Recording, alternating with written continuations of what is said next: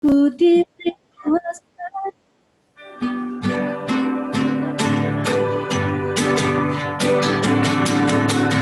ku diberi kuasa dari Raja Mulia, menaklukkan musuh di bawah kakiku. Ku pakai kuasa Raja Mulia, bila Allah ada bersamaku, siapa jadi lawanku? Sungguh besar Tuhanku, Engkau perisai hidupku. Ku berdiri dengan iman, iman dalam Yesus Tuhan. Kau yang memberi kemenangan, ku bersorak merayakan. Terpujilah Kau Raja segala raja. Ku diberi kuasa dari Raja Mulia, menaklukkan musuh di bawah kakiku. Ku pakai kuasa dari Raja Mulia, bila Allah ada bersamaku, menjadi lawanku. Sungguh besar Tuhanku, Engkau perisai hidupku. Ku berdiri dengan iman, iman dalam Yesus Tuhan. Kau yang memberi kemenangan, ku bersorak merayakan. Terpujilah Kau Raja segala raja. Sungguh besar Tuhanku, Engkau perisai hidupku. Ku berdiri dengan iman, iman dalam Yesus Tuhan. Kau yang memberi kemenangan, ku bersorak merayakan. Terpujilah Kau Raja segala raja. Terpujilah Kau Raja segala raja. Terpujilah Kau Raja segala raja. Haleluya.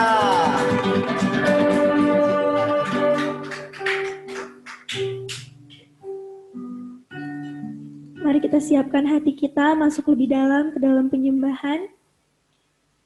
Kita naikkan pujian Bapa lembutkanlah hatiku.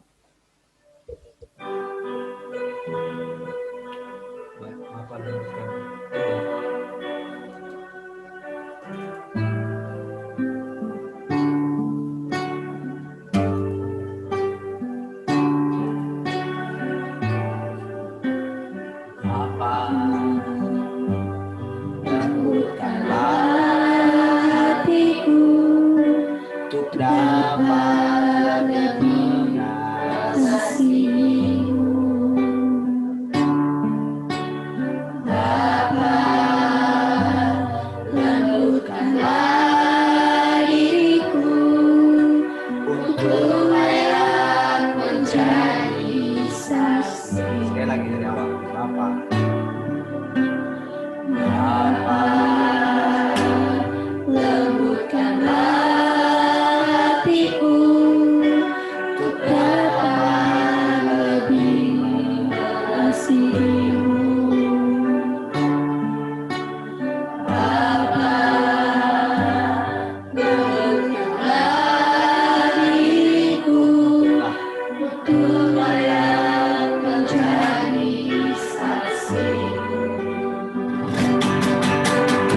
Mengerti rencana-Mu di dalam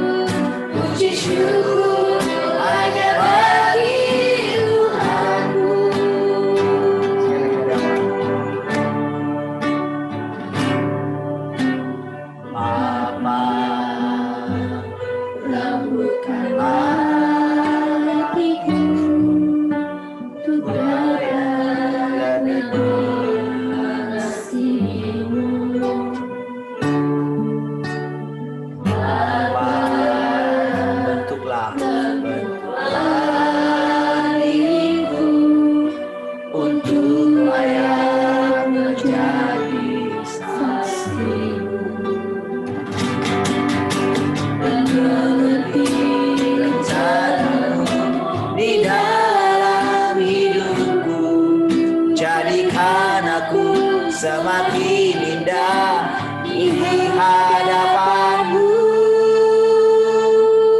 Terima kasih Yesusku, terima kasih Yesusku. Puji syukur hanya bagi Tuhanku. Terima kasih Yesusku, terima kasih Yesusku. Puji syukur hanya bagi Tuhanku.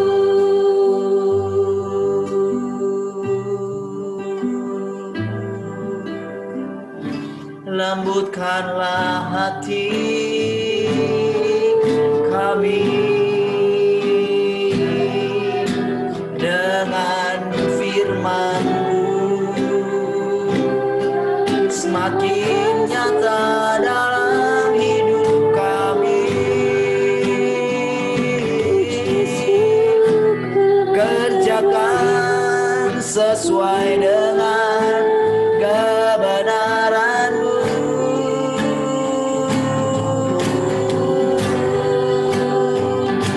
Ini hidup kami, perbuatlah sesuai kehendak-Mu,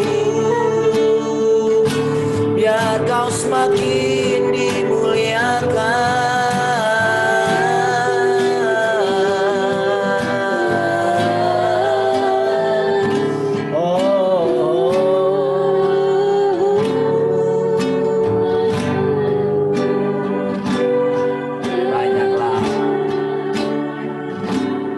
Banyak yang Kau perbuat di dalam hidupku. Rancangan indahmu terjadi di hidupku.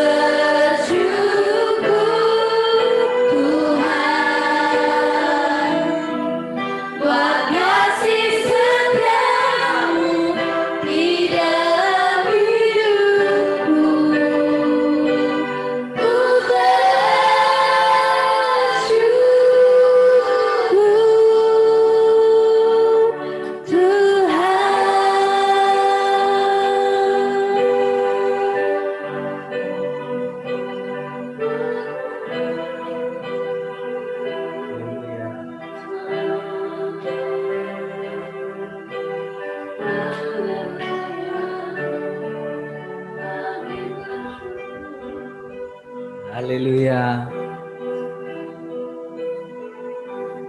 Terima kasih Bapa Surgawi. Kami bersyukur malam hari ini buat anugerah-Mu. Kami percaya Engkau benar-benar hadir di tengah-tengah kami lewat firman-Mu. Firman-Mu menjadi semakin nyata di dalam kami. Firman-Mu berkuasa dan berdaulat di dalam kami. Makasih Bapa. Makasih Tuhan Yesus. Kami bersyukur damai sejahtera Allah itu boleh menguasai hati dan pikiran kami. Kami lepaskan shalom atas kota Batam dalam nama Tuhan Yesus. Kami lepaskan anugerah Allah. Oh, segala kuasa, kerajaan, takluk kepada firman Tuhan. Di dalam nama Tuhan Yesus. Terima kasih Bapak. Silakan sampaikan kebenaran firman. Berbicaralah bagi kami. Pakai bejana ini. Terus kuduskan bejana ini. Terima kasih. Selaraskan terus dengan firman. Kami menerima firman. Kami menerima kehadiran firman-Mu yang berinkarnasi di dalam kami. Terima kasih. Kami bersyukur. Haleluya. Amin. Oke, terima kasih. Untuk singer yang luar biasa. Dari bawah ke bawah. Situ kalian juga boleh. Pindahin aja kursinya. Kalian duduk di situ aja. Apa-apa. Turunin aja ke bawah. Kursinya dipindahin. Apa? Apa masalah? Oke, shalom semua. Haleluya.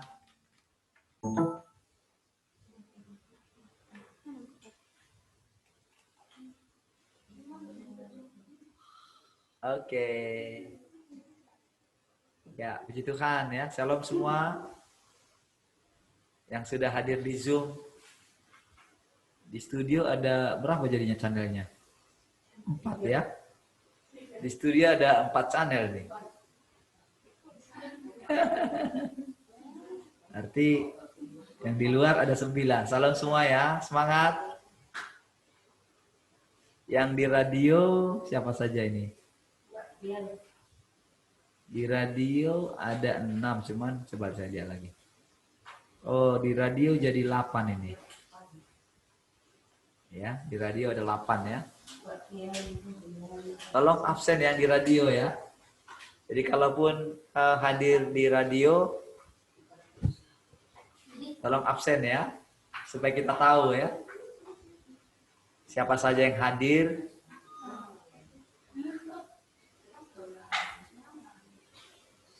Maunya sih hadir semua di Zoom ya.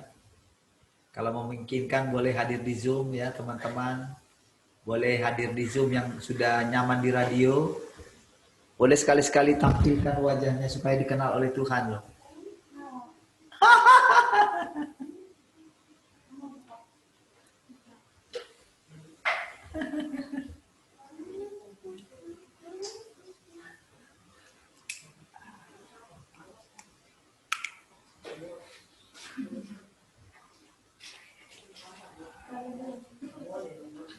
Oke, supaya tahu. Iya, Pak Lunggu hadir di radio, Mama Alexa hadir di radio, Mak Nail hadir di radio, 3. Siapa lagi? Tulang hadir di radio. Ada berapa? 4? Iya. Tian hadir di radio. Oh, Tian hadir di sini. Mak Tian yang hadir di radio. Kok si Esther kok nggak hadir ya? Harusnya Esther hadir nih. Mungkin bapaknya belum pulang kali ya? Nanti bapaknya hadir di radio lagi. Jangan-jangan. Oke, baik saudara. Kita lanjutkan sedikit ya dengan, karena kita akan maju terus saudara ya. Kenapa kita bisa maju terus saudara?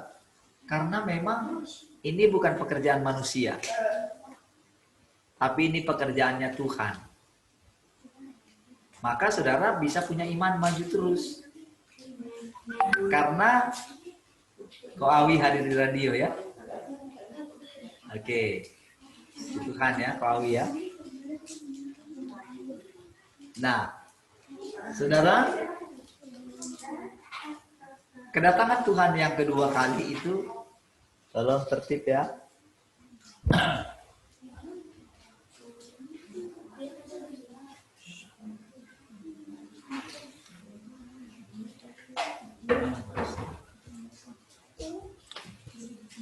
Nah, kehadiran Tuhan yang kedua kali yaitu firman yang berinkarnasi ya.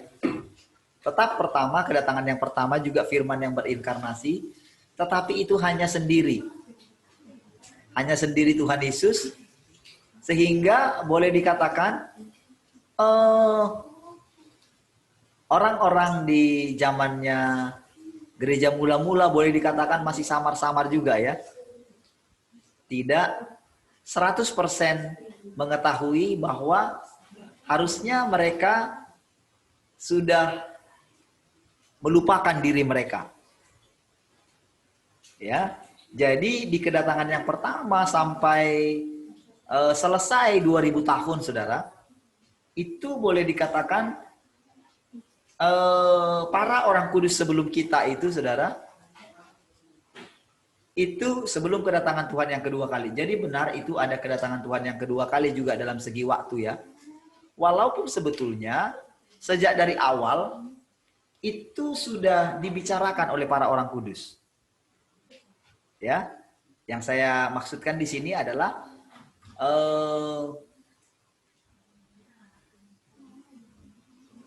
orang-orang kudus zaman gereja mula-mula, mereka itu sudah sebetulnya mengalami yang namanya perhentian di dalam Tuhan. Paulus sudah memberitakannya, namun memang karena segala sesuatu itu butuh waktu, Saudara. Ya, segala sesuatu butuh waktu. Jadi memang di zaman kita lah benar-benar terrealisasi kedatangan Tuhan yang kedua kali. Ya, di zaman kita ini. Namun walaupun kedatangan Tuhan yang kedua kali itu sudah terjadi, ternyata kedatangan Tuhan yang kedua kali ini pun seperti rahasia. Seperti misi rahasia. Jadi boleh dikatakan tidak diketahui oleh semua orang karena kedatangannya rahasia. Ya. Nah, perbedaan kedatangan Tuhan yang pertama dengan kedatangan Tuhan yang kedua adalah begini. Dia benar-benar hadir tetapi lewat firman-Nya yang berinkarnasi. Jadi sang firman yang sudah menjadi manusia di kedatangan yang pertama, nah di kedatangan yang kedua kali ini Saudara, itu adalah di akhir. Kalau kedatangan yang pertama itu penuh dengan belas kasihan, kasih yang berlimpah-limpah, ya, yang diwujudkan dalam pengorbanan Tuhan di kayu salib karena begitu besar kasih Allah akan dunia ini. Sehingga ia telah menganugerahkan anaknya yang tunggal. Supaya setiap orang yang percaya kepadanya tidak binasa, melainkan beroleh hidup yang kekal. Oke, jadi Saudara, kedatangan yang pertama adalah untuk menebus kita dari dosa kita. Dan seluruh dosa kita sudah dianggap selesai. Baik yang sudah kita lakukan atau yang belum kita lakukan. Jadi itu sudah dianggap selesai. Saudara mesti berani menerima ini, barulah saudara bisa menerima pekerjaan berikutnya. Nah, saudara, pekerjaan Roh Kudus, yaitu mengenai pencurahan Roh Kudus, itu pun sudah terjadi. Jadi saudara tidak perlu menunggu-nunggu pencurahan Roh Kudus. Karena itu terjadi. Jadi ketika terjadi yang pertama itu kepada murid-murid, itu sudah mencakup kita semua. Ya, sudah mencakup kita semua. Memang sih ada orang-orang mengalami hal-hal seperti itu ketika mereka menanti-nantikan. Tetapi itu hanyalah anugerah. Karena prinsipnya berbahagialah orang yang percaya sekalipun tidak melihat. Jadi sama, berbahagialah orang yang percaya sekalipun tidak mendapatkan karunia bahasa lidah, gitu.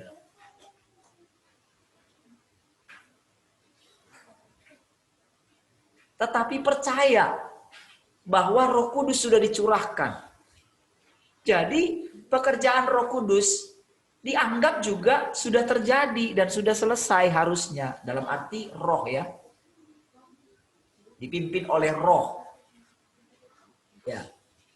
Jadi saudara, kita mesti maju terus. Ya, mesti bergerak terus. Jadi nggak boleh stuck. Karena yang memimpin jemaat mula-mula atau para rasul itu adalah Allah sendiri. Bukan mereka. Dan mereka terus mengucapkan itu. Namun, karena pekerjaan Allah harus membuat begini, saudara. Seluruh kegerakan di masa lampau itu dihentikan. Jadi kira-kira tahun 300 ya. Sesudah habis generasi gereja mula-mula, maka gereja itu harus tertidur. Sama seperti Adam dibuat tertidur. Supaya mendapatkan apa? Supaya mendapatkan Hawa. Tidak baik manusia itu seorang diri saja. Oke? Lalu saudara, dibuatlah gereja ini tertidur. Sekian waktu lamanya. Oke? Sampai kira-kira tahun 1500. Disitulah baru mulai ada yang namanya orang menyuarakan. Bayangkan satu orang yang bernama Martin Luther. Mulailah hidup kembali. Orang kembali kepada iman. Jadi saudara, sebelum itu saudara, sudah ada kitab suci kan? Sudah mulai dikumpulkan saudara. Ya tepatnya saya lupa ya. Kalau kapan mulai Alkitab itu dikanonkan. Nah, kita tidak perlu banget ya tahu ya. Nah jadi saudara, orang mulai jadi di zaman sebelum Martin Luther muncul, itu Alkitab hanya dipahami oleh orang-orang tertentu, namanya kaum paderi. Artinya tidak orang awam. Jadi orang awam itu dilarang menyelidiki Alkitab itu sendiri. Jadi pada waktu itu hanya dipegang oleh pastor-pastor, saudara. Para pengajar-pengajar Alkitab. Jadi tidak sembarang. Sehingga mereka itu, para jemaat itu tidak pernah diajarkan atau belajar mencari Tuhan sendiri. Walaupun memang tetap ada Tuhan bekerja di sana sini gitu ya. Yang tidak dipublikasikan. Gitu. Nah, jadi ketika munculnya Martin Luther itu, maka dari situ terjadi satu kegerakan yang luar biasa. Padahal itu di kota Wittenberg, itu desa kecil di Jerman. Namun sanggup menggoncangkan kekristenan yang sudah mendunia pada waktu itu. Atau pada waktu itu kan, kalau boleh kita sebut itu adalah gereja Katolik, saudara. Jadi yang dikatakan, jadi pada awalnya saudara, kekristenan itu ya menjadi ya Katolik lah gitu. Itu yang berpusat di Roma. Walaupun gereja timur ada juga yang berpusat di timur, Konstantinopel ya, itu di timur gitu. Kalau yang ini di Roma itu ya, jadi dianggap seperti itu pusatnya. Nah, jadi saudara, muncullah kegerakan itu. Nah, selanjutnya lahirlah dengan ribuan merek denominasi sekarang. Ya. Nah, saudara, jadi itu dianggap kegerakan yang pertama. Atau masih dianggap kedatangan Tuhan yang pertama. Walaupun sebetulnya Allah sudah bergerak. Yesus sudah bergerak di antara murid-murid. Karena firman-Nya kan berkata begini. Aku menyertai kamu sampai kepada akhir zaman. Kalau dikatakan itu kepada murid-muridnya, pergilah beritakanlah Injil. Aku menyertai kamu sampai kepada akhir zaman. Kan gitu kan? Nah, berarti murid-murid itu punya namanya akhir zaman. Yaitu akhir zamannya mereka gitu. Namun kan kejadian berlangsung terus. Kalau saudara baca hati-hati, semua kitab perjanjian baru, mereka itu benar-benar seperti zaman kita sekarang. Mereka selalu menyebut Maranatha, Maranatha, Maranatha, Maranatha. Di generasi berikutnya juga demikian. Setiap generasi selalu menyampaikan yang namanya menantikan kedatangan Tuhan yang kedua sampai kepada zaman kita ini. Nah, bedanya sekarang di zaman kita ini adalah kita sudah sampai kepada yang terakhir, pengelolaan yang terakhir, 6.000 tahun. Ya. Jadi begitu ini ada orang yang menyampaikan seperti ini, itu Tuhan yang menyampaikan. Jadi kita ini sudah siap. Begitu saudara percaya, jadi begitu ada orang, itu dianggap sebagai satu kebenaran. Saudara mesti nangkap ini sistem kerjanya Allah.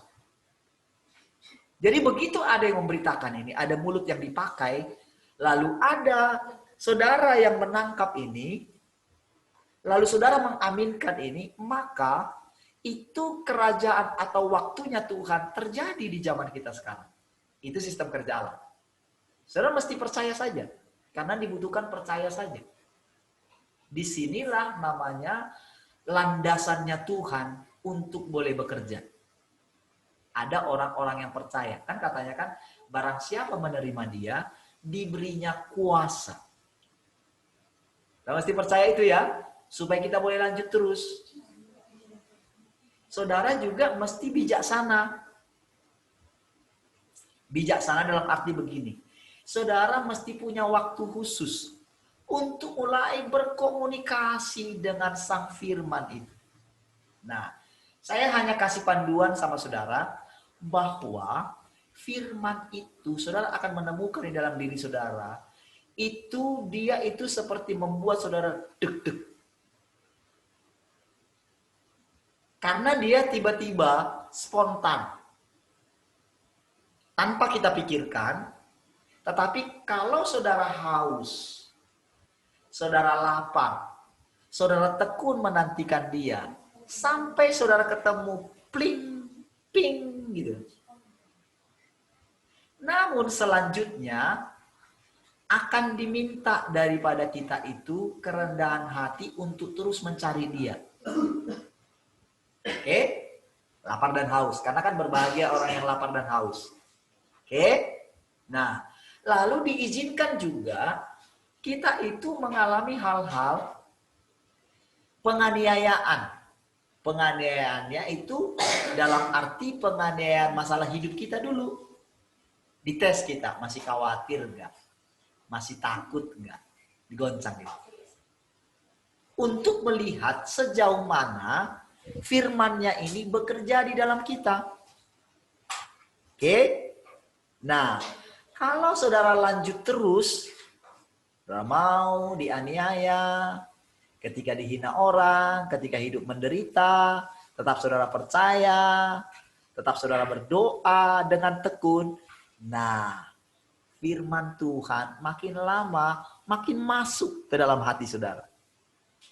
Jadi, area hidup saudara yang selama ini dikuasai oleh perasaan-perasaan dari si jahat, apa itu? Kebimbangan. Kalau bimbang, percayalah, itu adalah dari dunia ini. Dari si jahat itu, kalau ada bimbang. Kalau ada keraguan. Nah, jadi kalau saudara ragu-ragu, saudara jangan salahkan firman Tuhannya. Tapi salahkanlah di dalam diri saudara. Saudara itu belum merelakan bagian dalam hidup saudara untuk dikuasai oleh firman.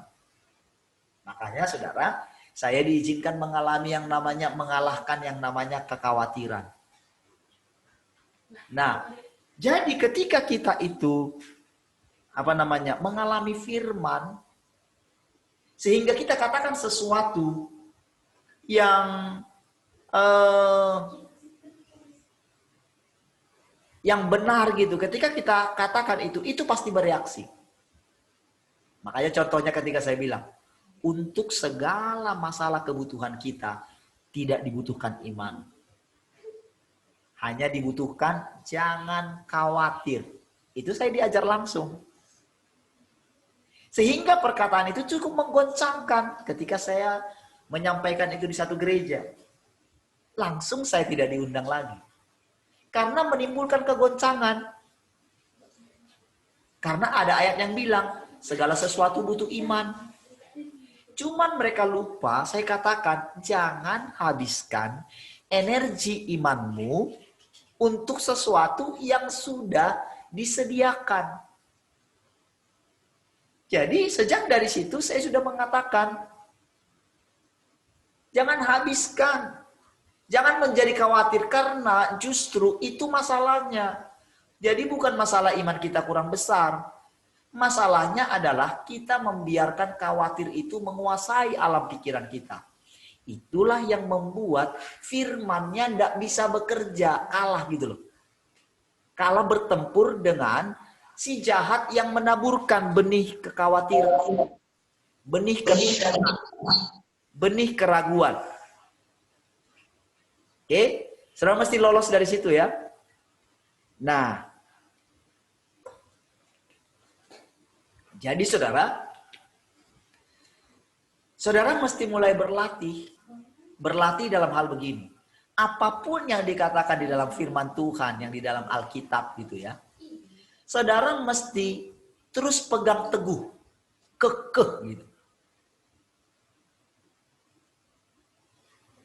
Sehingga siapapun yang akan coba, mau dia itu pendeta sehebat apapun, mengatakan sesuatu yang lain daripada firman Tuhan yang saudara baca, saudara harus berani menentangnya. Dalam arti begini, tidak, firman Tuhan bilang begini. Nah, itulah yang membuat lama-kelamaan saudara akan berjumpa dengan kebenaran yang asli. Jadi itu ada kalau di bahasa dunia dikatakan begini, kerangka berpikir, pola pikir. Kalau pelajaran kita kemarin, pikiran Kristus. Nah, gitu. Nah, jadi saudara, kalau bahasa dunianya pakai kerangka berpikir. Jadi kita itu seperti punya kerangka berpikir yang sudah terbangun dengan sendirinya. Ya, sehingga ketika Tuhan menyatakan diri yang sebenarnya, saudara tidak kaget. Nah, itu juga yang dialami oleh para murid-murid Tuhan. Ternyata semua murid Tuhan yang dipilih itu adalah orang-orang yang menanti-nantikan Mesias, tapi yang punya hati yang tulus. Jadi mereka itu menolak menjadi muridnya orang Farisi. Karena mereka melihat orang-orang Farisi ini itu hanya sekedar hanya sekedar menjadi latah, menjadi hafal saja. Tetapi tidak punya kerinduan untuk bersekutu dengan yang punya Taurat itu.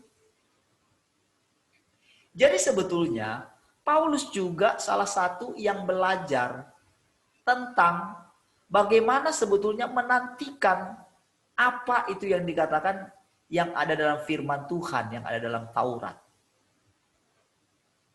Hanya saja yang menjadi masalah dia adalah kefasihannya itu, saudara. Kefasihannya dalam Taurat itu. Nah, itulah yang membuat jadi ambisi dia untuk membuat orang mengerti itulah yang membuat justru dia harus dihancurkan lagi sekali lagi oleh Tuhan. Karena menurut Tuhan itu menjadi masalah. Nah, berbeda dengan Petrus. Petrus itu, kalau Paulus itu dari golongan keluarganya, dia masih disupport. Sementara Petrus ternyata dia itu tidak didukung sepenuhnya oleh keluarganya. Ya, dia tidak didukung, makanya jadi dia ini itu sangat apa ya? Dikuasai oleh paradigma daripada si jahat. Makanya dikatakan enyahlah engkau iblis. Hanya kepada dia, karena iblis bercokol kuat di dalam keluarganya Petrus. Jadi jangan saudara berpikir ini seperti misalnya kerasukan, perdukunan. Tidak. Orang-orang Yahudi saudara sangat kental, mereka sangat kuat yang namanya penyembahan mereka kepada Yahweh gitu. Jadi saudara, kondisi Yahudi pada waktu itu tidak seperti di zaman nenek moyang mereka dulu ya. Tidak. Mereka sudah dihajar oleh Tuhan. Sehingga mereka itu memang menyembah Allah Yahweh. Cuman itu tadi saudara. Tidak mengikuti perkembangannya. Sehingga mereka itu hanya melihat dari segi Allah yang bekerja di zaman yang dulu. Yang marah. Yang harus jadi pokoknya kalau kamu tidak mengikuti Taurat nanti kamu mati. Mereka tidak melihat perkembangannya. Kenapa Mesias itu datang? Nanti kalau Mesias itu datang apa yang dikerjakan? Jadi mereka itu tetap pegang prinsip yang lama. Sehingga mereka tidak bisa menerima prinsip kerja Allah yang baru. Makanya Tuhan mengatakan, perkataan-perkataan yang kukatakan kepadamu adalah roh dan hidup. Kenapa para murid itu tidak meninggalkan Tuhan? Kenapa? Karena sebetulnya mereka ini sudah muak dengan sistem agama Yahudi. Mereka sudah bosan. Karena sistem agama Yahudi itu tidak menghasilkan sesuatu. Jadi mereka hanya melihat hukum-hukum, tetapi buah nyata mereka nggak lihat. Kasihnya nggak kelihatan. Yang ada apa saudara? Aturan-aturan. Jadi orang-orang Yahudi atau orang-orang Farisi itu saudara, mereka bisa begini, tega melihat keluarganya nggak makan, atau orang tuanya nggak makan, tetapi memberikan persepuluhan. Jadi dia bilang, sudah diberikan kepada Tuhan. Sementara keluarganya tidak dipelihara. Melihat keluarga. Jadi dia bilang aja sama orang tuanya. Kami sudah berikan kepada bait suci.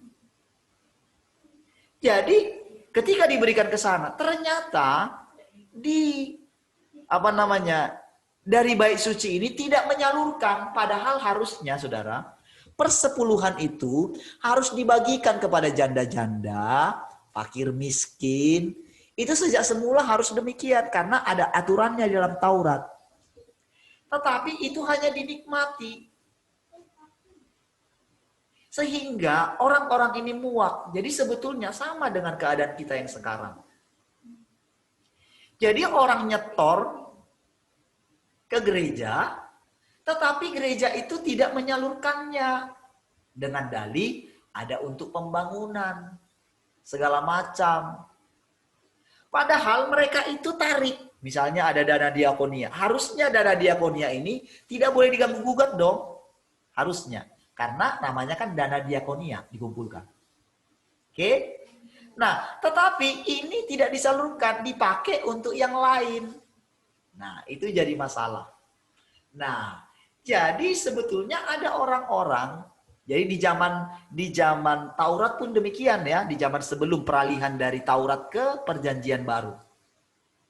Jadi sebetulnya para murid pada waktu itu, jadi atau namanya orang-orang sebelum itu saudara, jadi ada orang-orang tertentu yaitulah yang dipilih oleh Tuhan itu. Jadi mereka menanti-nantikan kedatangan Mesias. Jadi ketika mereka lihat satu orang, jadi para murid ini sebetulnya itu memperhatikan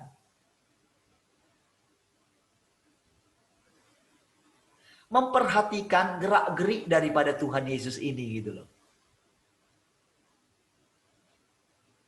Ada orang yang berbeda nih.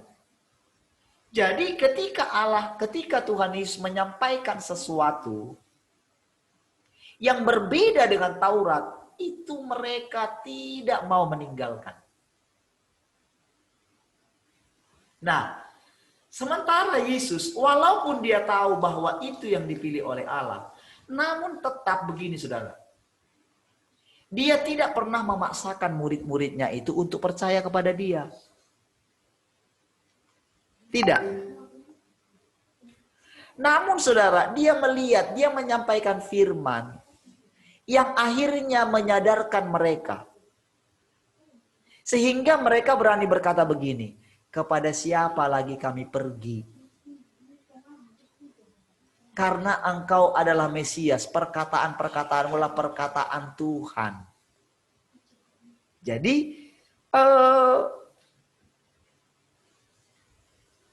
ketika dia dengarkan itu saudara, makanya di Yohanes pasal 17, dia bisa berani mengatakan, kalian semua sudah bersih oleh perkataan firman-Ku. Dia berani menyimpulkan sesuai dengan respon yang dia lihat. Nah, itu sebabnya saudara, selama kurun waktu ini, saya nggak tahu apakah kita harus melewati 3,5 tahun.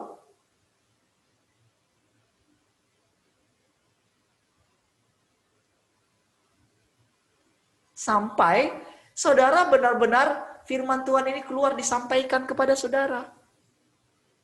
Kita kan sudah lewat mau 1,5 tahun ya. Hampir ya, belum ya? 134 berarti berapa? 4 bulan ya? Oke, 4 bulan gitu. Saudara mendengarkan dan saudara mulai diam-diam takluk gitu. Tapi ada juga di antara saudara masih melihat-lihat. Makanya kalau saya katakan, ayo muncul, nah, belum berani muncul, nanti katanya. Padahal sebetulnya sinyal apapun saudara itu bisa diterobos karena itu sesuai dengan perkataan kita. Bisa jadi baik semua. Nggak ada yang bisa menghalangi. Ya, nah, saudara, jadi saudara para murid itu saudara benar-benar dalam tempo 3,5 tahun itu Yesus benar-benar mengatakan bahwa sudah selesai. Cuma 1 orang. Jadi saudara, beda Tuhan Yesus dengan para murid. Para murid ini, khususnya Paulus. Paulus ini memang terobsesi sekali saudara, dengan pengetahuan yang dia miliki. Dengan pewahyuan yang dia miliki. Dia punya keinginan yang sangat kuat untuk memenangkan seluruh dunia ini. Makanya saudara, dia rela saudara tidak menikah. Dia rela tidak mendapatkan upah. Dia rela sambil bekerja. Jadi dia berbeda sekali karena memang ada ambisi di dalam dia. Jadi ketika firman Tuhan sampai kepada dia yang mengatakan, aku punya rencana yang luar biasa atas dia ketika disampaikan kepada Ananias. Jadi saudara itu menguasai alam pikirannya Paulus. Perkataan itu. Sehingga dagingnya ini saudara berjuang ingin menggenapi. Nah, makanya bahasanya terus begitu saudara. Jadi ketika Tuhan pun menghancurkan dia boleh dikatakan masih sulit sekali saudara. Memang saudara, itu namanya karena memang belum di zamannya dia. Tetapi sebetulnya bisa loh dia itu berhenti, harusnya. Loh, oh Tuhan Yesus selesai kok. Gak butuh waktu lama kan?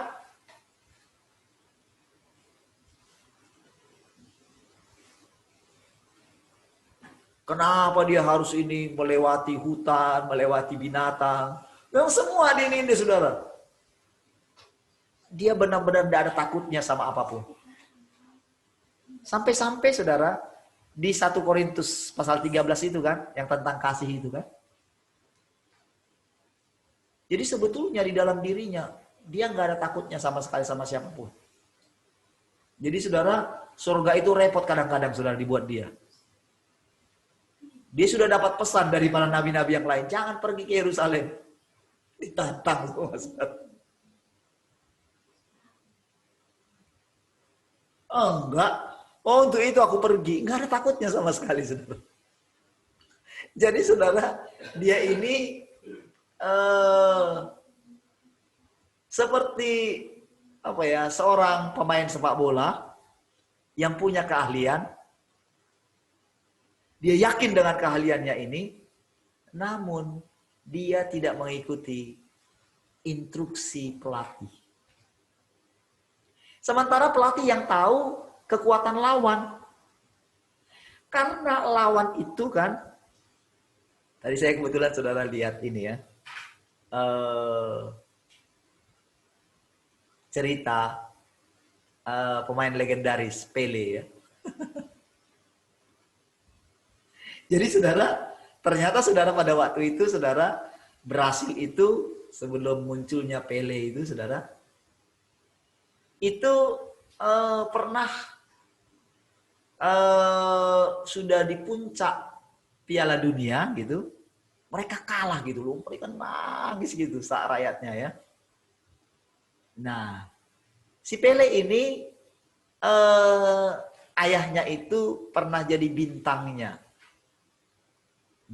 sepak bola di zaman sebelum dia. Jadi saudara, pada suatu saat saudara, jadi dia benar-benar diproses dengan begini. Saya langsung cerita ke puncaknya ya. Jadi kekalahan mereka waktu dulu itu adalah karena mereka ini punya namanya sistem bola itu renga namanya. Ya, permainan individual ya. Kalau Spanyol itu kan tiki taka ya. Nah dia ini seperti itu, jadi bisa sendirian gitu. Dan itu di zaman itu lagi terkenal, namun ternyata musuh mengenali itu. Jadi saudara, pada waktu di satu pertandingan saudara, ketika si pelatih, jadi ketika si pelatih itu tetap mempertahankan, pokoknya tidak boleh main sistem itu gitu. Wah, dia stres sekali. Nah, tetapi saudara, karena memang dia di situ ya. Nah, suatu saat mereka, saya tidak jelas ya tahun berapa itu ya. Jadi pada waktu itu saudara, itu mereka harus mengalahkan tim kuat, tim dari Eropa saudara. Jadi pada waktu itu Piala Dunia dikuasai oleh Eropa. Ya. Nah, namun karena memang sudah diultimatum tidak pakai itu, tidak pakai yang namanya renga itu ya. Nah, jadi sini nggak bisa berbuat apa-apa karena itu yang dia tahu. Gitu. Nah, jadi pas di pas finalnya itu, saudara, finalnya itu sampai si pelatih itu akhirnya begini, sudahlah terserah kalian. Kalian mau main gimana terserah, aku nggak ikut lagi. Pokoknya aku nggak ini lagi dengan namanya aturan yang kubuat. Terserah kalian di lapangan gimana. Karena lawannya cukup kuat gitu. Secara strategi nggak bisa mengalahkan lawan ini. Nah, jadi waktu paruh babak pertama si Pele ini udah mau mundur gitu. Karena teman yang bermain dengan dia dulu waktu yang ngejek dia itu, nah dia bilang begini, dia mau udahlah kamu aja yang main lah, aku mundur lah katanya. Nah tiba-tiba si temannya ini bilang, ini kamu harus mainkan Renga itu. Itu yang buat dia tiba-tiba dia melonjak gitu. Dia melonjak. Nah, disitulah justru membuat tim setangguh Prancis kalau nggak salah. Ya, tim setangguh Prancis yang dulu mereka pertama gol gitu ya, 1 masuk gitu. Jadi mereka kalah. Jadi saudara ketika dia sadar dengan permainannya dalam berapa menit ya, dia melahirkan 3 gol gitu. Yang tadinya jadi itu ternyata di di tribun penonton itu semua dipenuhi oleh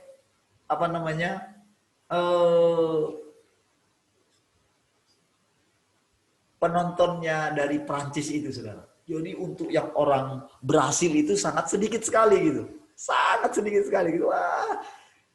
Tapi ketika dia membuat hat-trick itu dengan keindahan bermain sepak bola itu, ya, dengan keindahan permainan sepak bola itu, membuat justru tim lawannya mereka ini justru beralih kepada dia gitu, pengagumannya gitu.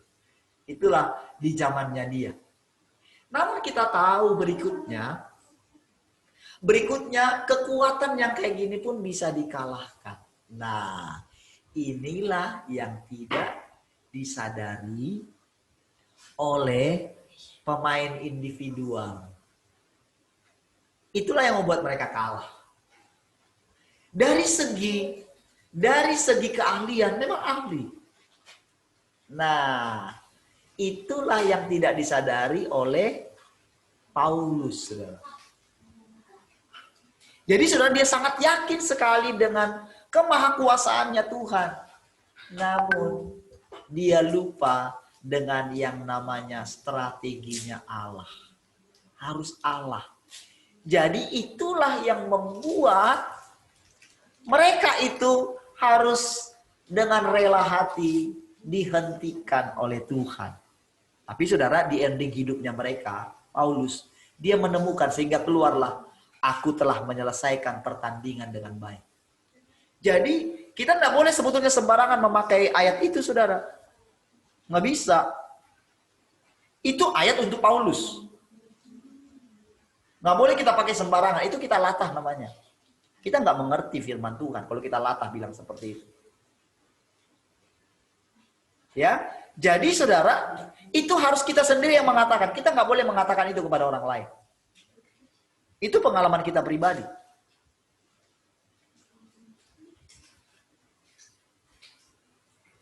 Jadi siapapun dia, kecuali orang itu mengatakan demikian, nah berarti orang itu sudah mendapatkan dari Tuhan. Ya, sama seperti kemarin si itu ya, siapa namanya? TB Joshua itu ya. Jadi sebelum dia meninggal, dia sudah dapatkan, dia sudah merelakan dirinya. Sudah. Itu perkataan dia dan bisa disaksikan oleh istrinya. Istrinya menyatakan demikian. Jadi kita mesti berhati-hati dengan demikian. Namun saudara, kenapa sekarang ini saudara ada dipakai seseorang untuk bisa menyampaikan ini? Ini bukanlah masalah kita ini menjadi lebih baik. Ini sebetulnya hanya menyadari, disadarkan oleh Tuhan. Jadi sebetulnya para murid-murid itu saudara, sebetulnya mereka belajar daripada orang-orang kudus sebelum mereka. Jadi termasuk Petrus. Jadi ternyata saudara, ya ini yang saya baca juga, tapi ini konfirmasi juga. Nah, seperti Paulus tadi. Ya, itu ketika saya baca di yang saya bilang lah ya. Nah, itu diceritakan di sana. Saya kaget sekali saudara. Kok bisa pas ya dengan yang saya sampaikan kemarin. Padahal belum saya baca itu. Jadi ketika saya baca, kok tepat sekali ya. Nah, itu membuktikan bahwa yang cerita itu adalah Tuhan. Jadi ternyata mereka ini juga saudara ditunjukkan sama Tuhan lewat perenungan mereka. Di mana kegagalan orang-orang sebelum mereka. Jadi mereka belajar dan mereka tidak mau mengalami kesalahan yang sama. Kita pun harus demikian. Namun selama ini, saudara, para hamba Tuhan itu ada di bawah orang-orang sebelum mereka. Tidak bisa begitu. Karena ini semua pekerjaan Tuhan. Ini yang mesti kita lompatin. Jadi kalau kita ada di bawah mereka, kalau kita hanya mempelajari firman Tuhan yang mereka dapatkan, kita itu nggak maju, kita tertinggal di sana. Yang kita sembah adalah Allah yang mereka sembah dulu. Bukan Allah yang sekarang. Sudah mulai ngerti, paham ya? Yang saya ceritakan, amin? Sehingga saudara mesti terus maju. Seperti inilah saudara mengenali pekerjaan Allah. Jadi ketika ada orang menyampaikan sesuatu, saudara langsung bisa tahu, oh ini masih di area yang kemarin nih. Ini masih di area zamannya kasih karunia ini. Oh ini malah di zaman Taurat, malah mundur nih. Justru itulah yang dinamakan ragi orang Farisi. Kalau saudara membiarkan itu, kalau saudara tidak punya seperti yang dimiliki oleh Paulus, tidak bisa ini. Berarti saudara, firman yang saudara terima itu tidak bertumbuh. Tidak menguasai alam pikiran saudara. Saudara tetap ada di bayang-bayang masa lalu. Nggak bisa, saudara mesti keluar dari situ. Karena mereka belum sempurna. Karena dia sendiri yang bilang, tanpa kita, mereka tidak sampai kepada kesempurnaan. Berarti, tanpa kita yang hidup di zaman sekarang, mereka juga tidak sampai kepada kesempurnaan. Hanya Yesus yang sempurna. Yang sempurna itulah yang sekarang hidup di dalam kita. Inilah yang mesti kita takuti. Inilah yang mesti kita gentari. Inilah yang mesti kita tundukkan diri kita. Jadi kalau Tuhan memunculkan segala kekurangan para orang kudus sebelum kita, itu bukan kita, tapi itu Tuhan yang menjelaskan demi apa? Demi semua orang ini mendapat kesempurnaan. Bukankah kita satu dengan mereka? Amin? Kita nggak bisa terpisah dong dengan mereka. Kalau secara anak, kita anaknya mereka. Kita keturunannya mereka. Karena kita lahir oleh karena pemberitaan mereka. Namun di zaman mereka, karena juga selain itu belum waktunya. Itulah namanya waktu pengelolaan Tuhan. Jadi saudara, di waktu yang terakhir ini, memang ada seperti sesuatu kita seperti digesa. Jadi saudara, sudah nggak waktunya lagi saudara kita ini lamban-lamban dalam mengikuti firman. Mesti cepat. Kadang seperti dipecut. Karena begini saudara, kita ini sudah hampir habis masanya, yaitu begini saudara. Kita ini seperti benih-benih sulung saudara. Buah-buah sulung.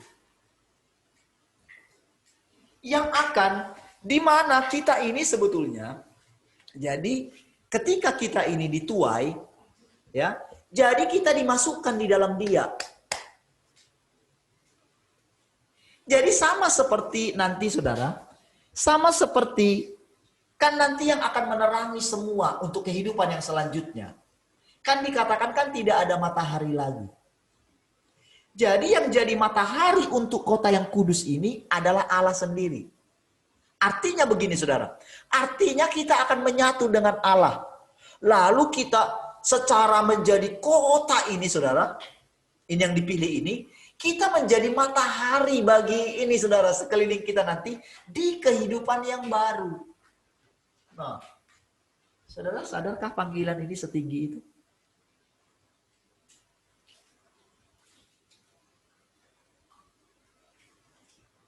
Jadi kota kudus itu saudara, jadi target saudara bukan sekedar itu langit baru, bumi baru. Kalau saudara, jadi kepada saudara diberitakan kabar sukacita ini hari ini.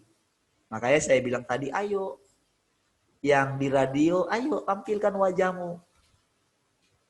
Supaya apa? Supaya saudara bisa dimasukkan di sini. Dimasukkan kepada dia ke dalam kota yang kudus itu, saudara. Kita dimasukkan di dalam dia. Kita menyatu, kita dipanggil menyatu dengan dia. Makanya panggilannya kan sangat tinggi. Sehingga bahasa saudara akan melihat kontrasnya. Kontrasnya itu begini. Perbandingannya. Jadi sama seperti Nuh, dia sendirian loh. Belum seperti sekarang kan kita itu gampang melihat segala sesuatu. Pekerjaan di luar sana. Melalui adanya YouTube. Melalui adanya Zoom. Sekarang kan orang melakukan Zoom juga tiap pagi. Pukul 5 pagi, saudara lihat. ES melakukannya juga. Di gereja, di pergerakan kita yang lama juga, mereka buat juga. Tapi kebanyakan mereka itu melakukan doa. Dan mereka menyampaikan firman, boleh saudara lihat, boleh saudara cek. Yang mereka sampaikan hanya sekedar yang ada, mengulang yang ada di Alkitab yang masa lalu. Meneguhkan. Kerana di mana firman Tuhan, Tuhan itu yang berbicara, mereka takut sekali. Ragu-ragu sekali. Tapi begitu kita terbiasa dengan ini, kan Tuhan menyingkapkan kepada kita. Tadinya kan saya terpikir begini, karena saya lihat kok tepat sekali semua. Kenapa kok Wahyu pasal 12 itu kok tepat ke saya gitu kan? Lalu apa namanya yang ulang tahun saya yang ke-46 gitu.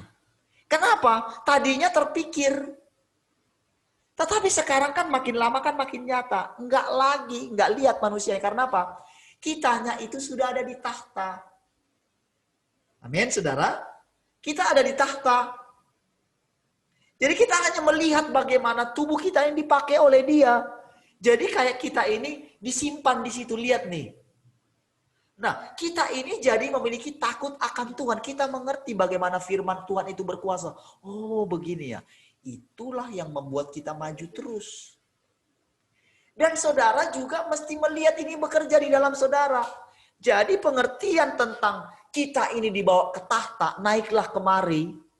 Kita semakin lama semakin mengerti. Itu kita yang dibawa, roh kita yang dibawa di sana. Jadi sekarang tubuh kita ini tubuh nih. Ini kan cuma casing nih. Amin. Makanya dikatakan persembahkanlah tubuhmu, bukan rohmu, bukan jiwamu, tapi tubuhmu. Oke? Persembahkan tubuhmu ini. Jadi tubuh kita ini seperti dunia.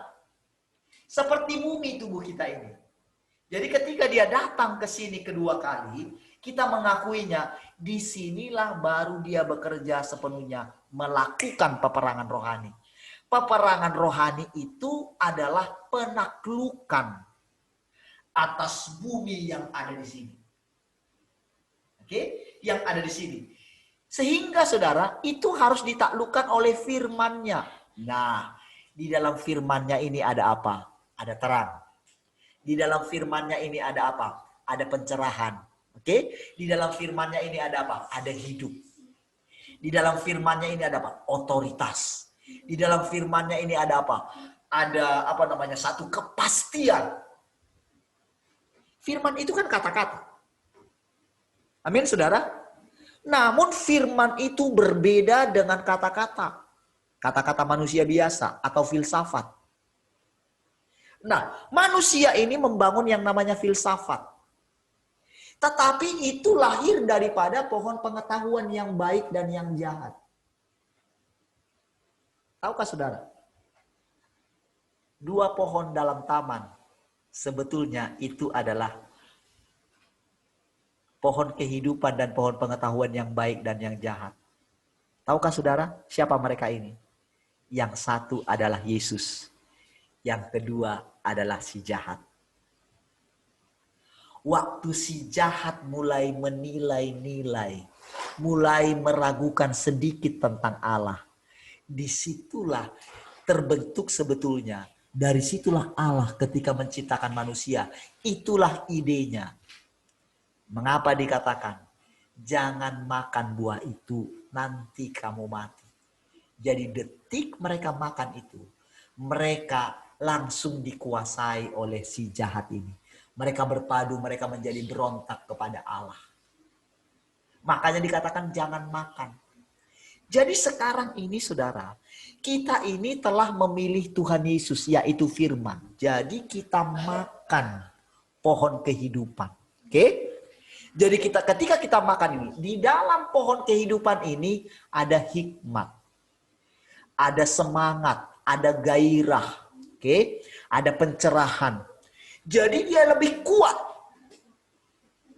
Karena yang semua ini ilusi saja. Lahir dari keraguan-raguan. Makanya dikatakan, kalau kita makan terus itu, maka kita akan mati. Itulah puncaknya dengan yang terjadi sekarang.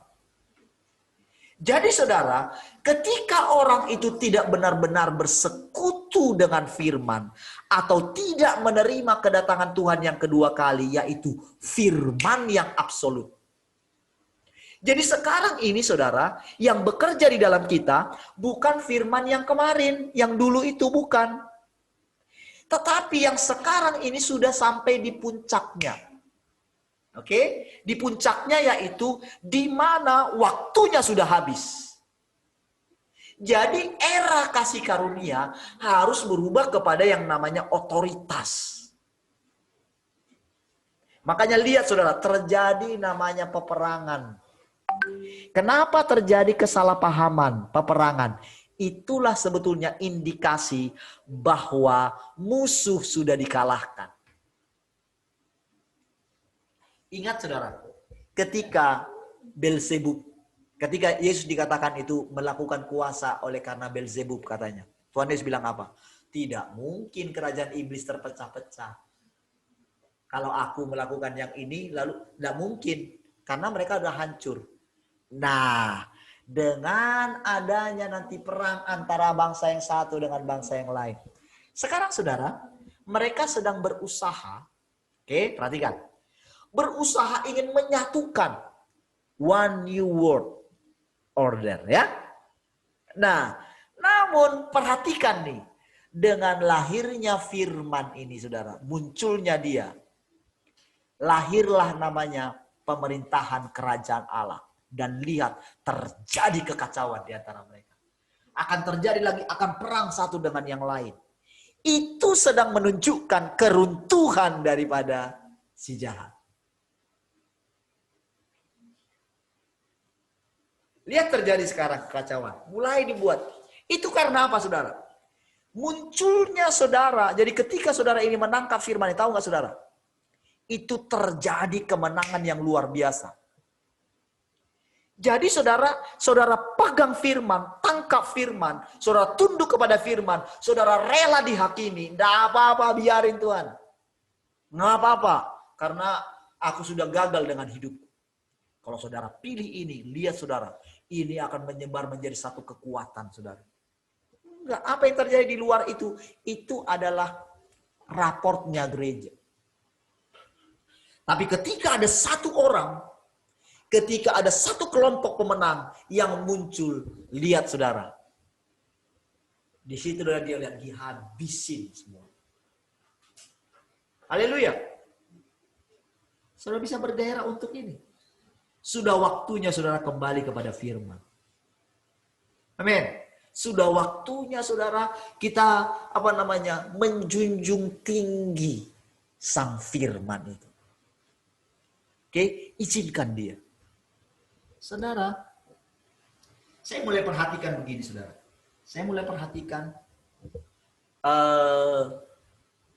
ketika saya meragukan sedikit saja. Makanya saudara saya sampai bilang sama saudara tadi pagi kan. Saya harus menanyakan ini karena begini saudara. Ada satu keraguan di dalam hati saya bahwa akan terjadi lagi kegoncangan. Yang pertama sudah saudara goncang, kalau yang ini goncang lagi, aduh tolong Tuhan. Ya. Jadi istilahnya begini saudara, saya yang tadinya ada di tahta, kayak ikut campur tangan gitu. Saudara, bagi saudara mungkin itu biasa, bagi orang lain, bagi ini saudara, mereka mengandalkan pengetahuan Alkitab mereka, mereka hebat saja, merasa tenang-tenang saja. Oh, saya takut saudara. Dengan begini aja saya takut saudara. Karena saya rasakan dampaknya saudara. Itu langsung begini saudara. Yang tadinya pasti sekali, itu langsung ada keraguan-raguan. Makanya saya mengerti apa itu. Kenapa jangan kamu makan nanti kamu mati. Saya ngerti itu saudara. Saya bisa menjelaskan kepada saudara. Karena saya ngerti. Oh.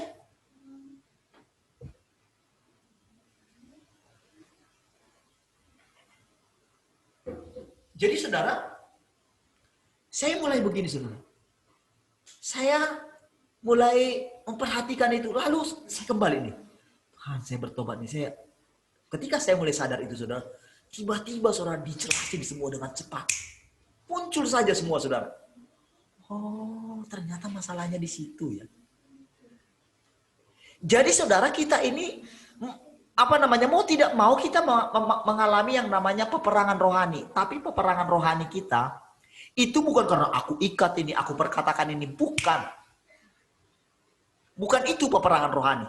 Tetapi peperangan rohani adalah dengan sadar kita menaklukkan diri kita kepada firman. Silakan Tuhan. Jangan sok tahu. Jangan sok nolong Tuhan. Saudara, saya pikir, oh. Makanya saudara, ketika Tuhan mulai menunjukkan kesalahan daripada para pendahulu kita, bukan berarti jadi kita merasa wah, jangan-jangan aku sombong ya. Itu adalah tipuan si jahat, saudara. Dia ingin memunculkan kita lagi, menyadarkan kita lagi. Wow, kamu siapa kamu? Lebih hebat. Itu kita sedang melupakan bahwa Tuhan yang sedang ngomong. Katanya kamu sudah mati. Jadi peperangannya seperti itu, saudara. Merebut tekad kita, saudara. Jadi saudara, suara yang lembut daripada Tuhan itu. Kadang-kadang dia tegas. Kadang-kadang dia lembut, saudara. Tetapi kalau kita berikan dia keleluasaan, saudara, maka saudara, dia dengan disiplin, dengan tegas. Karena kita mulai makin mendekati dia. Jadi makin mendekati dia, itu malah makin kita mesti lebih berhati-hati. Mesti berdisiplin, saudara.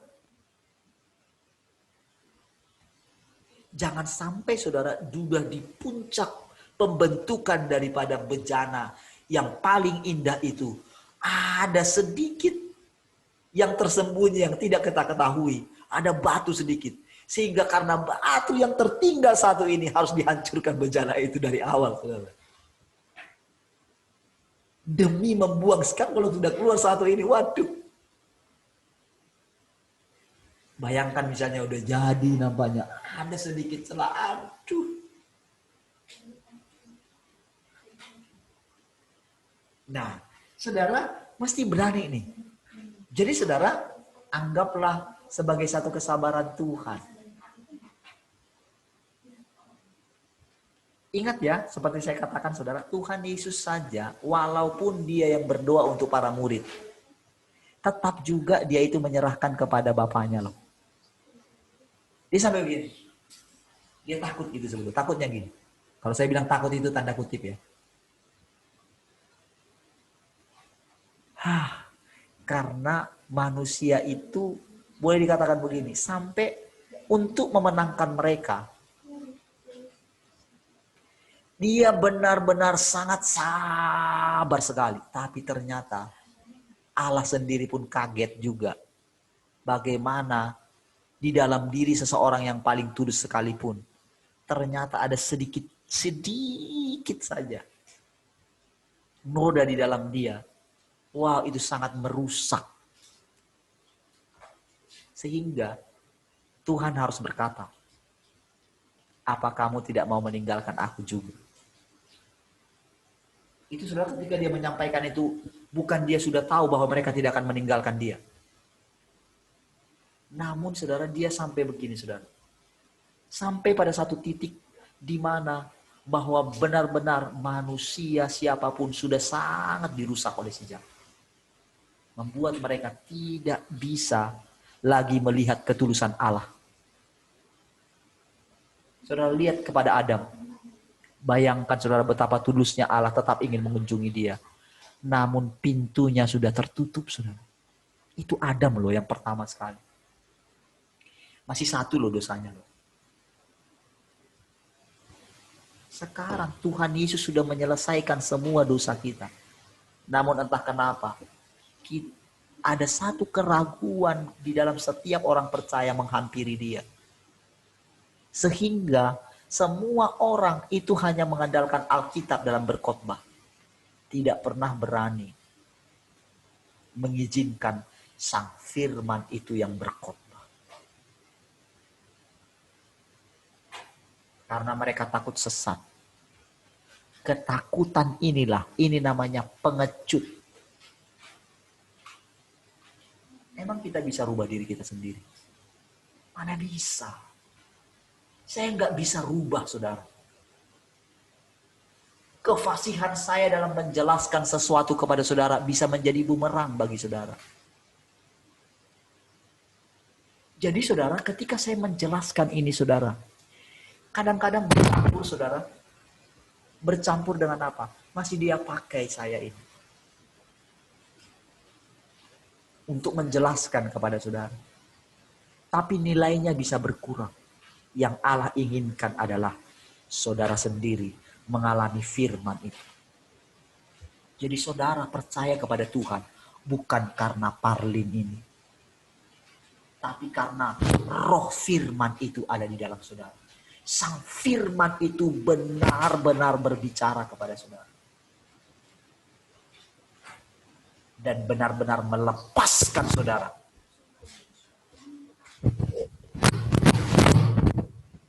Saya harap saudara bisa menangkap kedalaman hati Allah ini. Sehingga saudara dalam hati saudara, di tempat saudara yang tersembunyi, saudara berdoa kepada Bapa. Maka Bapa akan membalaskan dari tempat yang tersembunyi. Akan memberikan upah. Upahnya adalah Kristus. Maka Kristus akan menampakkan diri kepada saudara. Kalau saya bisa menjelaskan kepada saudara, sedetail ini, sejelas ini, itu karena saya mengalami perjumpaan dengan Tuhan yang datang kedua kali itu. Ingat, bukan dalam bentuk fisik atau roh penglihatan. Karena firman Tuhan berkata, berbahagialah orang yang percaya sekalipun tidak melihat. Inilah sebetulnya rahasianya.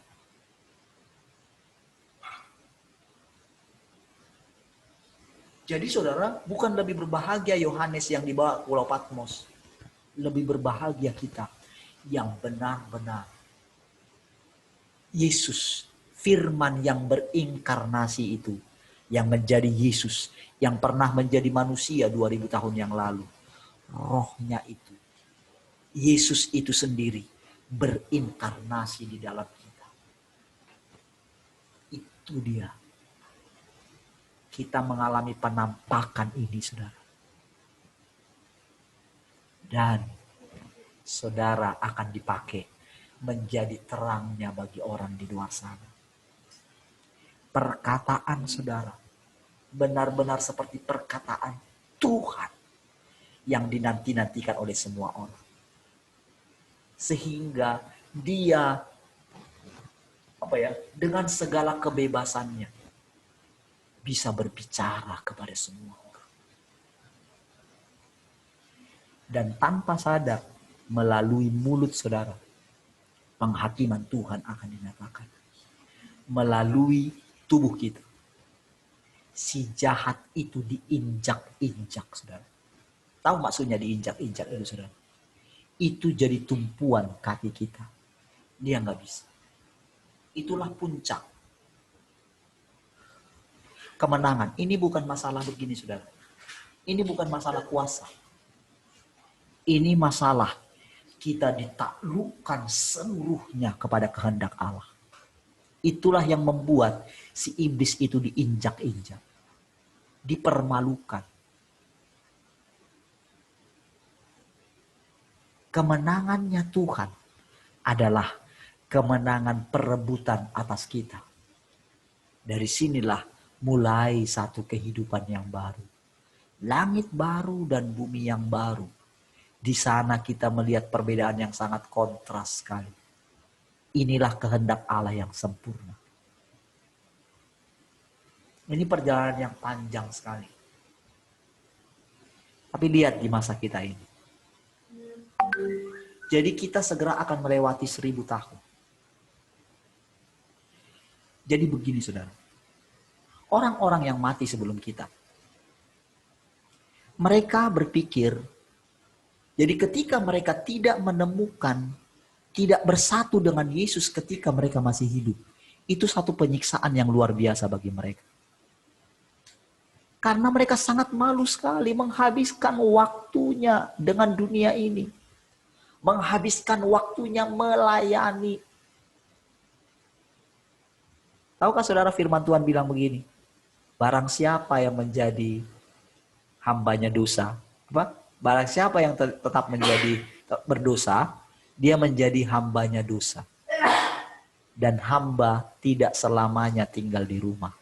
Tapi anak tetap tinggal di rumah. Saudara, kalau orang hanya pergi saja ke sana kemari, melayani. Lalu dia pikir ada hasilnya. Lalu dia menikmati dari hasil itu. Disitulah bahayanya, saudara. Untuk apa kamu memperoleh seluruh dunia ini? Tapi kamu kehilangan nyawamu. Ini yang sampai saat ini tidak disadari oleh para hamba Tuhan.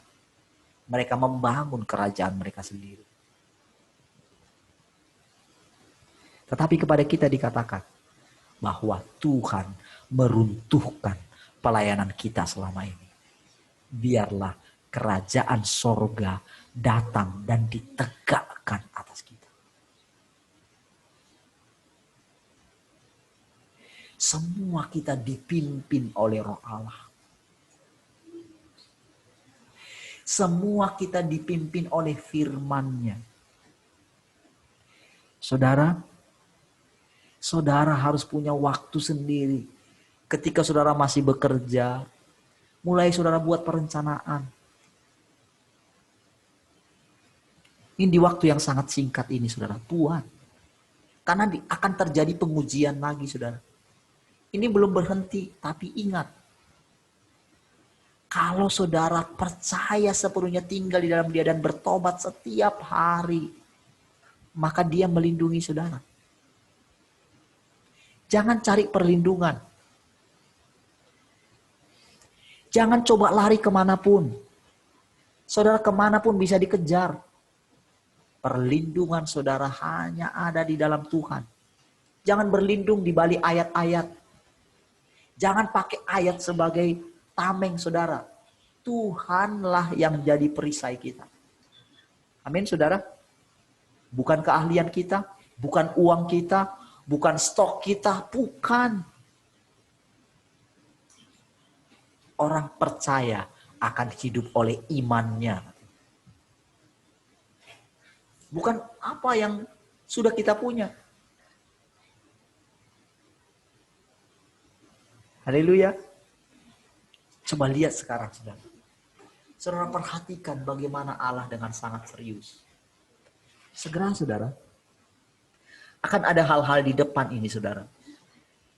Di mana, saudara, mau tidak mau, saudara, bahwa harusnya saudara tidak akan terkejut lagi. Tetapi, kalau saudara coba mencari-cari pembenaran di luar, disinilah saudara akan tergoncang lagi. Makanya Tuhan katakan, hati-hati terhadap ragi orang Farisi. Nampaknya agamawi, saudara. Nampaknya baik sekali. Oh, kita mesti baik, punya kesabaran, harus punya ini. Tapi itu bukan produk dari Tuhan, itu buatan manusia. Produk dari Tuhan itu natural, tidak dipaksa-paksa. Nggak dipaksa-paksa.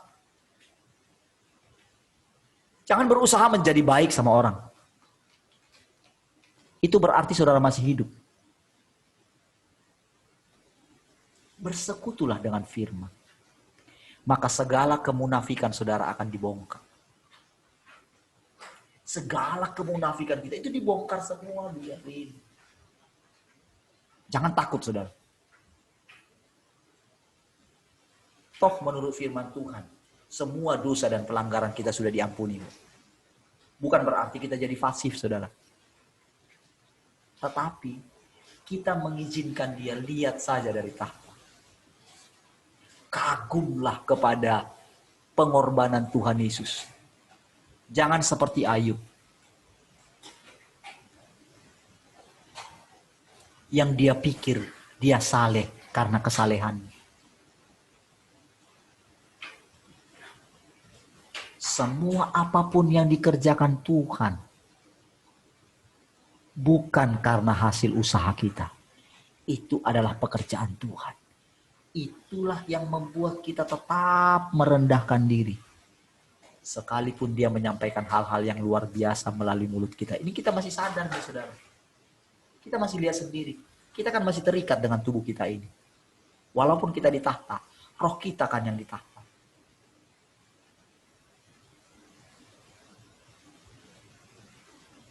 Namun saudara, ketika dia pakai mulut kita, si iblis itu selalu bilang, kamu anak Allah. Kamu orang pilihan Allah. Tapi puji Tuhan, saudara. Wow, Yesus sangat mengetahui ini. Karena sudah ada proses yang panjang sekali.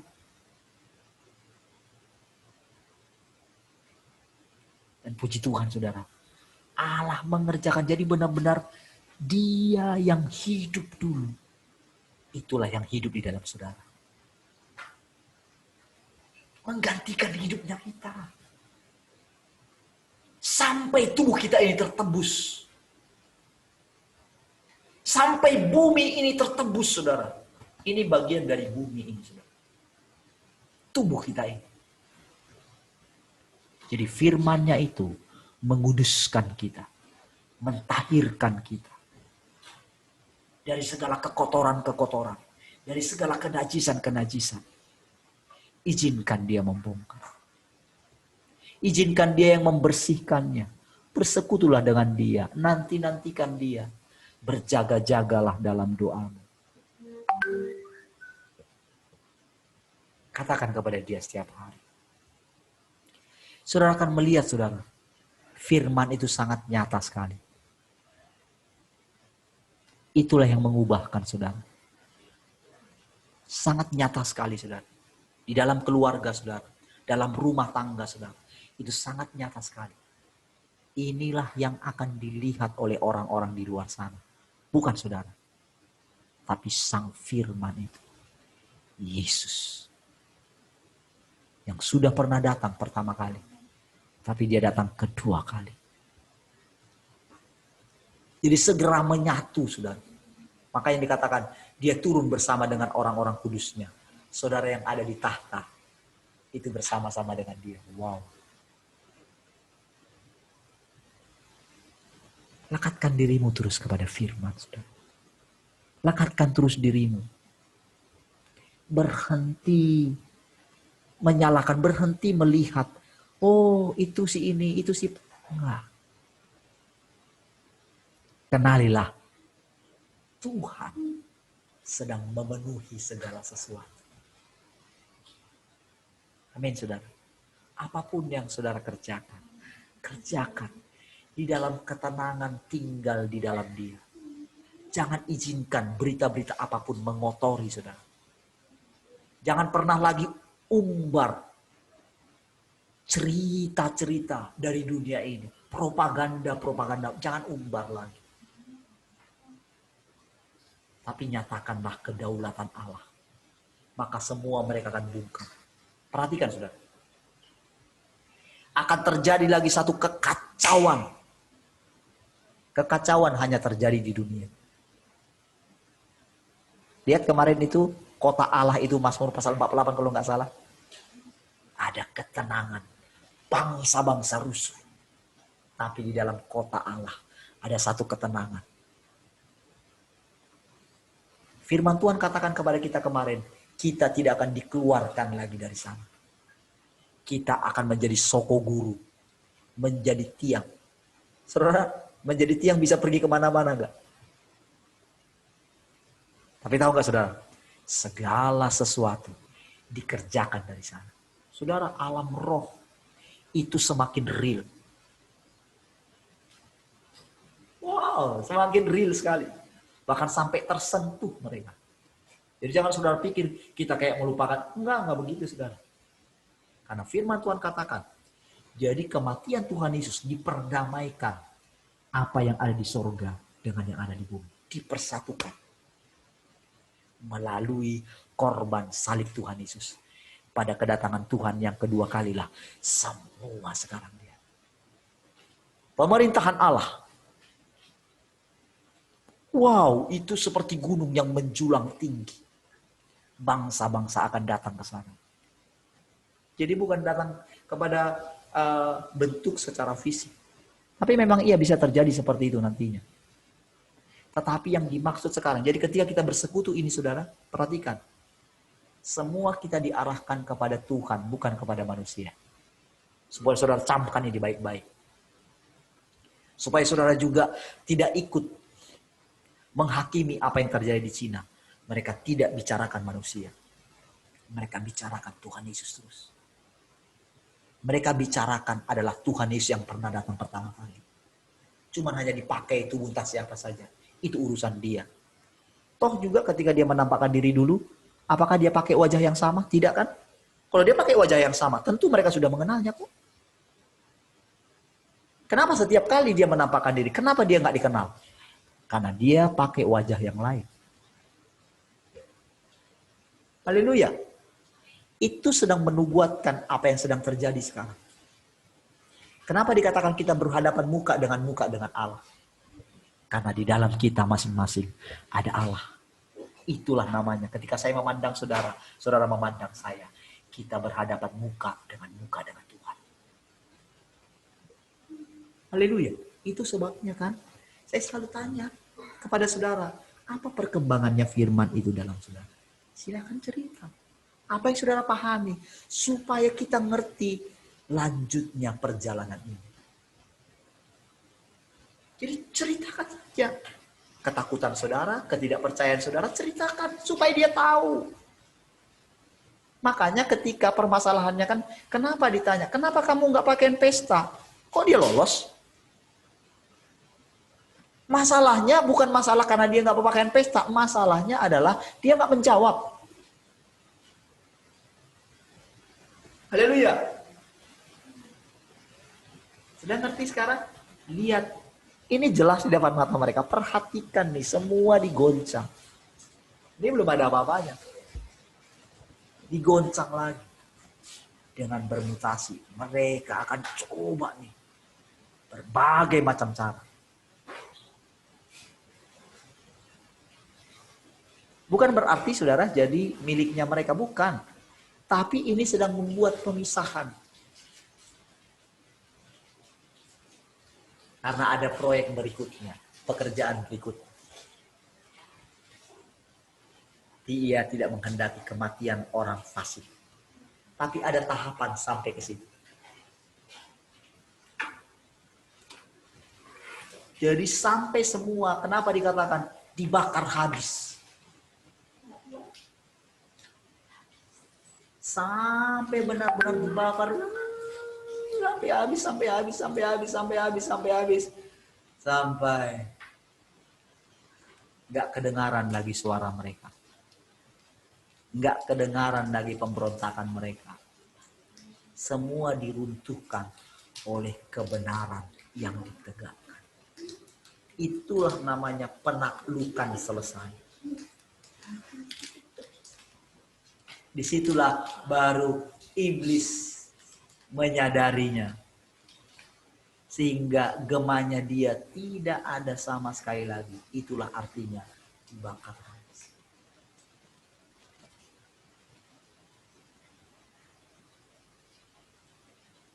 Haleluya. Jadi ada tingkatan-tingkatan pekerjaan Allah. Hari-hari ini ke depan, dia akan jelaskan lebih banyak lagi. Amin, saudara?